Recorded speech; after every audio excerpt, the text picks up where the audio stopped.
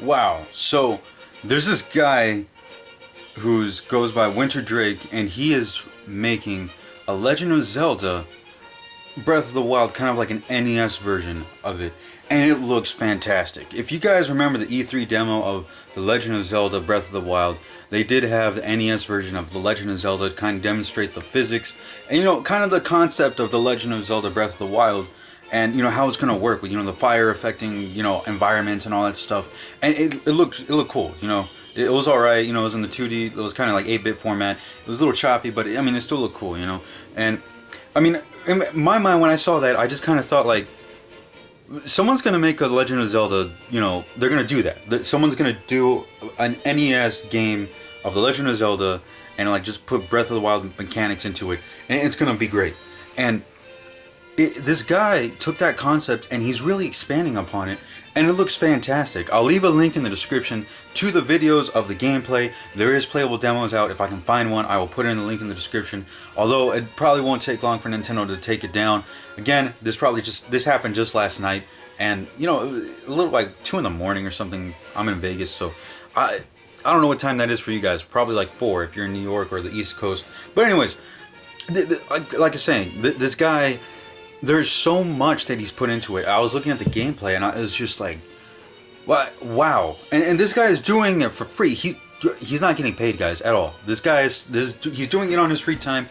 And I was going through his Twitter. He has a Twitter, and I followed him. I'll leave a link in the description below to his Twitter there. You guys can keep up with that stuff.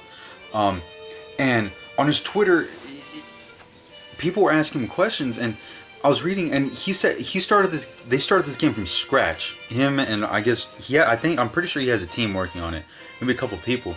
And no, from scratch they started making this game, and it just looks fantastic. When I was watching the gameplay, it kind of reminded me a little bit of 3D Dot Game Heroes. For people who don't know that, it's kind of like a polished up Zelda game, and it looked really good on how it was polished, and I guess kind of like the 8-bit graphics where it was kind of put with how would I put it?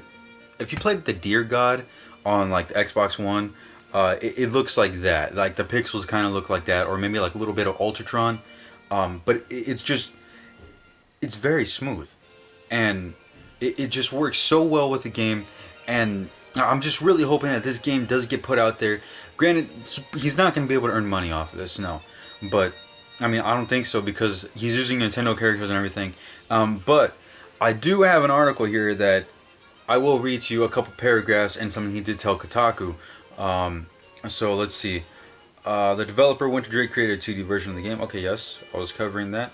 And, so here's where he says that Winterdrake told Kotaku, so the developer told Kotaku, that if it's faced with a similar dilemma, the dilemma being that what we had last year of when we had, just fans who worked on Pokemon Uranium for 15 years. I believe it was 15 years. Or it was a long time. It was 10 years, or I'm over exaggerating. It probably wasn't 15 years. It's probably like maybe a few years, whatever. Anyways, they put a lot of time into it. And then Nintendo came, and Nintendo did end up taking it down.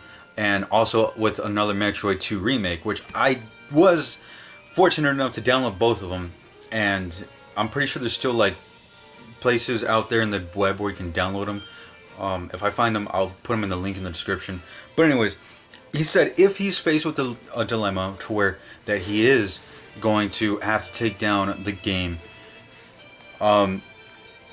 it'll continue to work on the project with original characters. So either way, guys, it looks like we're still going to be getting a Legend of Zelda game.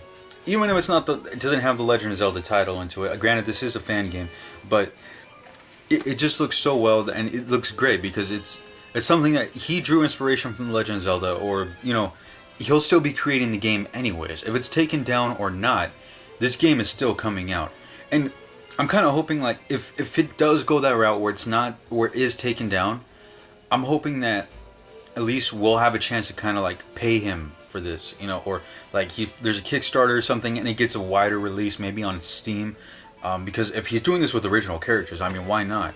And why not get paid for it? if it's Steam or indie, or maybe he'll create like a Patreon or something where we can kind of support, what he's doing. If he does that at all, I will leave links in the description in future videos, and I'll update you guys on that stuff.